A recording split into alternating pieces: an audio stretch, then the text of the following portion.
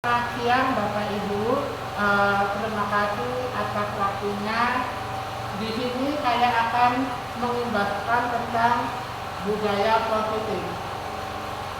Di sini ada materinya, ada perubahan paradigma belajar, disiplin positif, motivasi perilaku, kebutuhan dasar, dan posisi kontrol restitusi, segitiga restitusi, dan bagaimana membuat keyakinan kelas.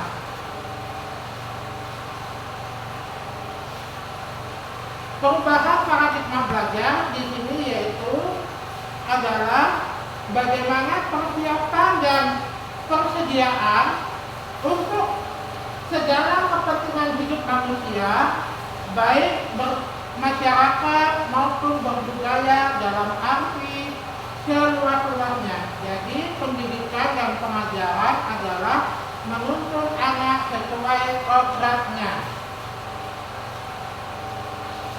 Nah, menuntut anak berdasarkan kodratnya, kita ibaratkan anak itu adalah bibit dan kita guru adalah petani. Jadi bibit itu sama semua. Jadi bibit yang ada di sini adalah bibit bagaimana cara petani itu menyemaykan bibit-bibit yang ada di sekolah.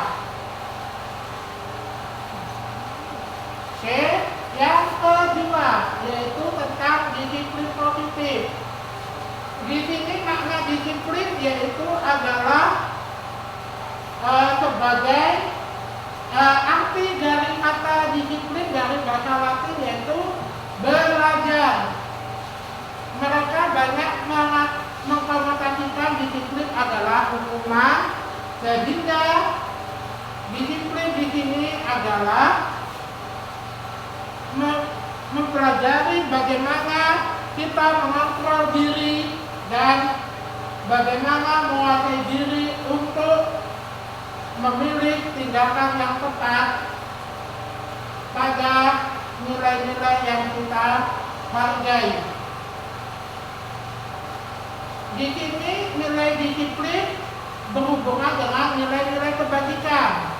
Nilai-nilai kebajikan adalah sifat-sifat positif manusia yang merupakan tujuan mulia yang ingin dicapainya.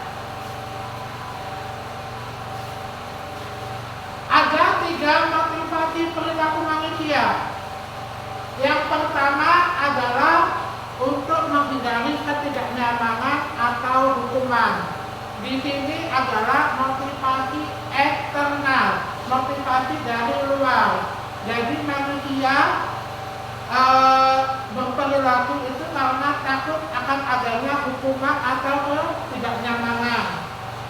Yang kedua yaitu ingin mendapatkan imbalan. Ini juga merupakan motivasi eksternal, bukan berasal dari dalam diri mereka sendiri, yaitu mendapatkan imbalan atau hadiah. Nah, yang ketiga ini adalah motivasi menjadi orang yang mereka inginkan. Itu atas kesadaran diri sendiri. Itu termasuk motivasi internal. Nah, di sini ada konsekuensi hukuman dan restitusi. Hukuman bersifat tidak terencana. Misalkan anak terlambat disuruh lari keliling lapangan, itu merupakan suatu hukuman. Yang kedua tentang konsekuensi.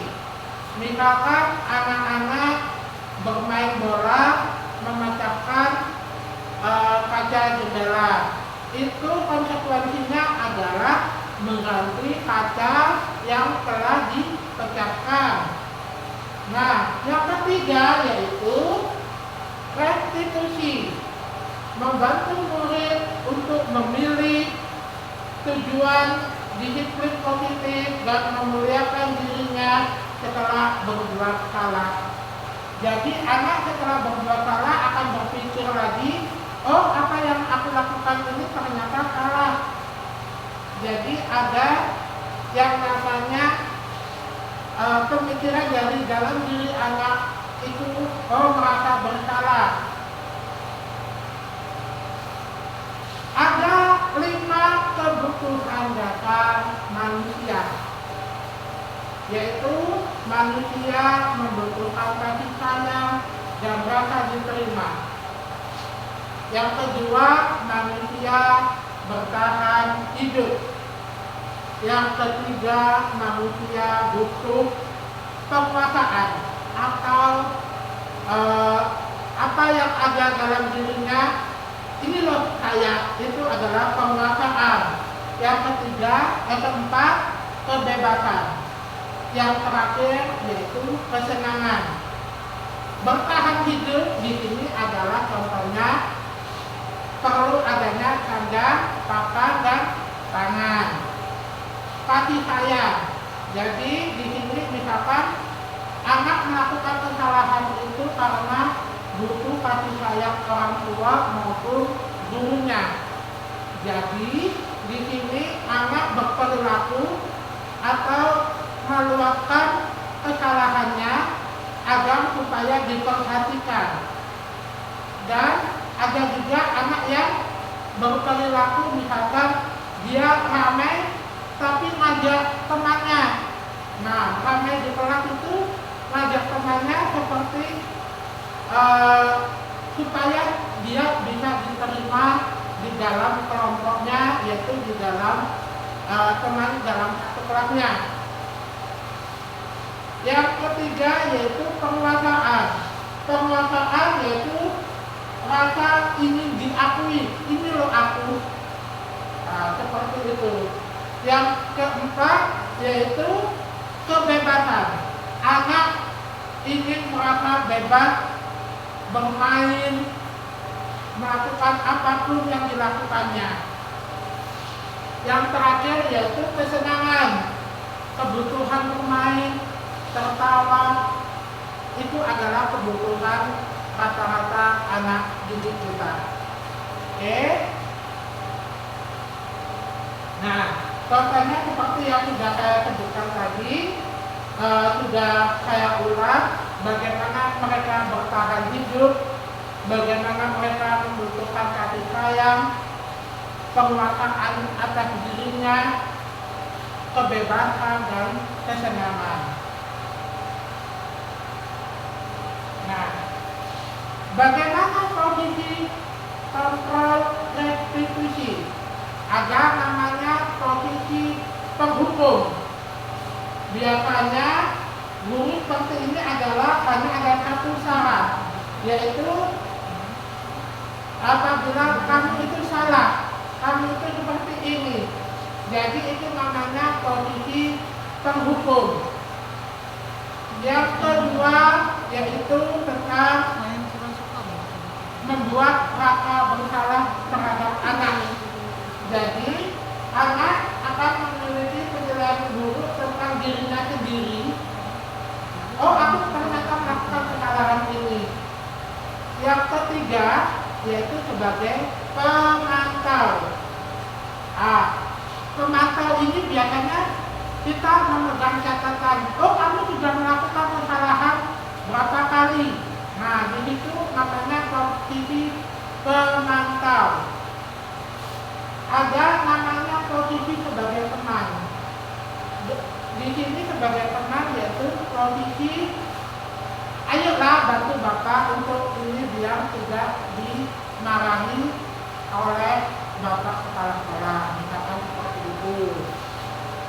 Posisi yang terakhir yaitu posisi manajer, yaitu adalah gabungan dari semua ini, yaitu baik teman maupun pemantau. Guru sebaiknya bisa menjadi seorang manajer untuk dirinya sendiri. Jadi anak-anak melakukan kesalahan, bagaimana cara kita menerapkan kedisiplinan yaitu sebagai seorang manajer, yaitu gabungan antara pemantau dan teman. Keyakinan kelas. Di sini keyakinan kelas itu ada 3. Bagaimana pembuatan keyakinan kelas, contoh dan prosedurnya. Keyakinan kelas bersifat lebih abstrak daripada peraturan dan lebih rinci. Yang kedua, keyakinan kelas berupa pernyataan-pernyataan. Ketiga, pernyataan keyakinan kelas dibuat dalam bentuk positif, bukan bentuk larangan. Yang keempat, keyakinan kelas hendaknya tidak terlalu banyak, belum banyak dibuat keyakinan kelas. Yang kelima, dapat diterapkan.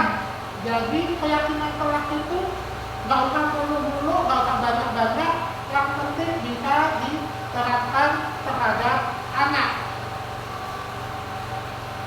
Yang terakhir, keyakinan kelas itu harus dipatuhi oleh anak itu sendiri maupun gurunya dan bersedia dievaluasi apakah keyakinan kelas ini butuh perombakan atau butuh dihapus atau ditambahkan lagi. Contohnya, kembalikan barang pada tempatnya, yaitu melatih tanggung jawab anak. Kedua, hadir di sekolah tepat waktu, yaitu komitmen dan disiplin. Dilarang melakukan kesalahan atau kekerasan, saling menghormati dan keamanan. Prosedurnya biasanya dilakukan di awal tahun pelajaran. Dan biasanya ditempel di dinding yang bisa dibaca oleh warga kelas.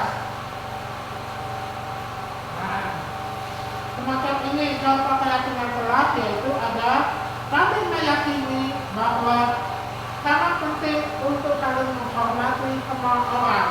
Itu adalah rasa hormat. Bekerja, kami meyakini bahwa sangat penting untuk mengerjakan pekerjaan atau mengikuti kegiatan yang telah ditugaskan.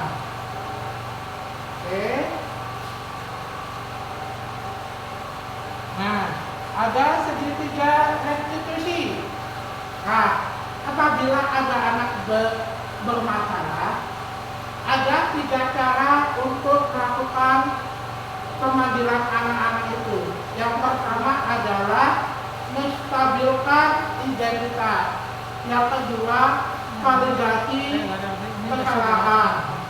Yang ketiga, menanyakan keyakinan. Yang pertama, baik saya akan menjelaskan tentang menstabilkan identitas. Di sini adalah apabila anak ada 3 alasan, yaitu mereka merasa bersalah sehingga mereka ini kesalahanku. Nah, terus yang kedua yaitu validitas yang salah. Kalau kamu melakukan seperti ini, apa dampaknya?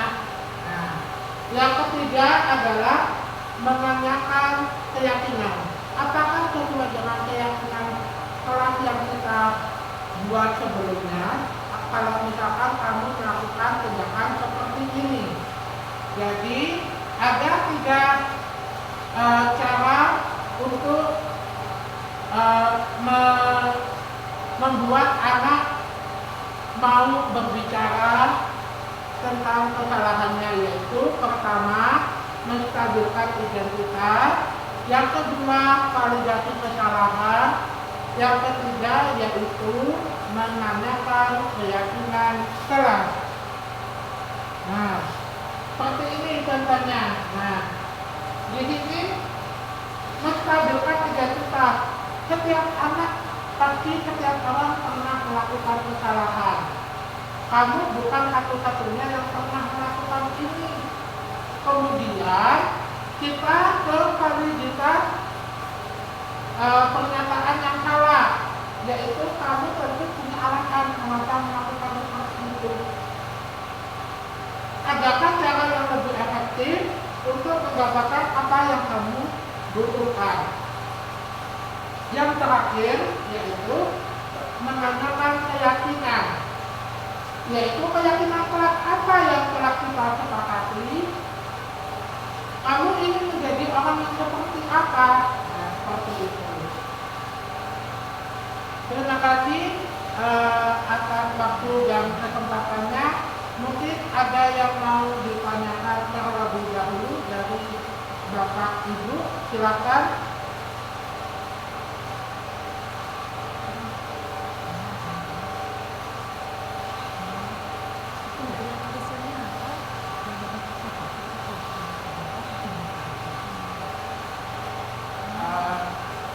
Mungkin dipahami dulu, atau kalau tidak nanti dibuat di kertas, dicatat apa yang perlu ditanyakan.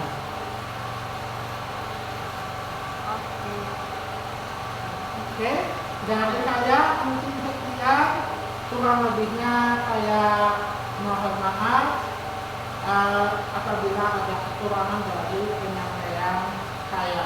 Terima kasih atas perhatiannya. Selamat siang.